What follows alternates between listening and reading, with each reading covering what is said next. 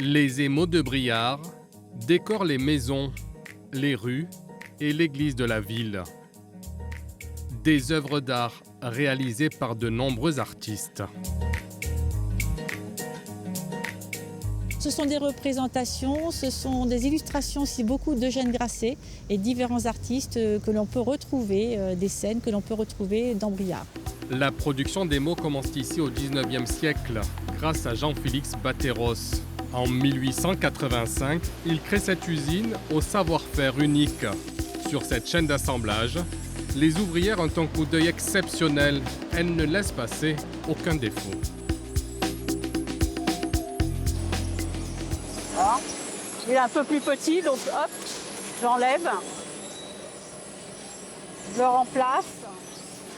Ça se passe bien? Ici, tout est fait à la main. C'est ce qui caractérise la manufacture de Briare. C'est un gage de qualité. On va faire du collage, de l'assemblage de nos carreaux à la main. On va presser ces carreaux à la main, avec des presses manuelles. On va faire beaucoup de choses comme ça manuellement.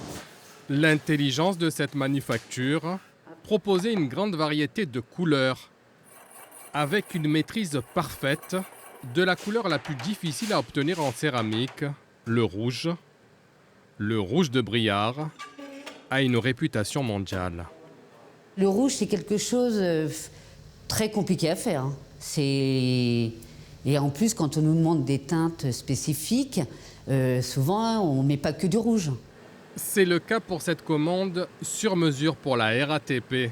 L'entreprise de transport parisien a fait appel à la manufacture pour restaurer de nombreuses stations de RER, comme celle d'Aubert ou de Charles de Gaulle Étoile.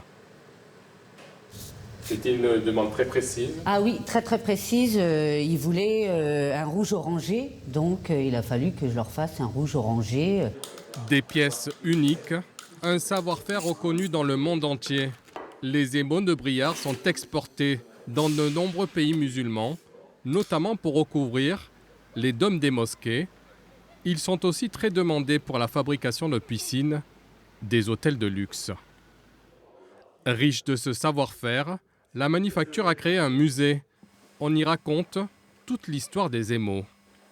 Vous avez derrière moi l'Art Nouveau, qui était le redémarrage de la mosaïque après la période romaine, il y a eu 1500 ans de trous. Après, ici, vous avez la période Art déco, qui a renouvelé l'intérêt aussi de la mosaïque.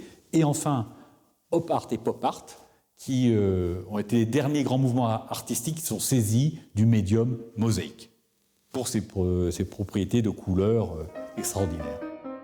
Comme cette œuvre de Vasarely, l'artiste a fait appel au savoir-faire de Briare pour créer ses œuvres. On le voit parfaitement sur ce tableau. Vous voyez un double dégradé de bleu et de vert qui part dans les deux sens. Ça, c'est ce qui met en exergue le vrai savoir-faire des émaux de Briare. La qualité dans la nuance de couleur. Et encore une fois, Victor Vasarely, comme la plupart des artistes, était extrêmement exigeant sur le respect de son œuvre. Donc il fallait transformer un dessin en mosaïque. Les mosaïques de Briare, des œuvres qui traversent le temps sans prendre aucune ride, un patrimoine qui fait la fierté des habitants de cette ville du Loiret.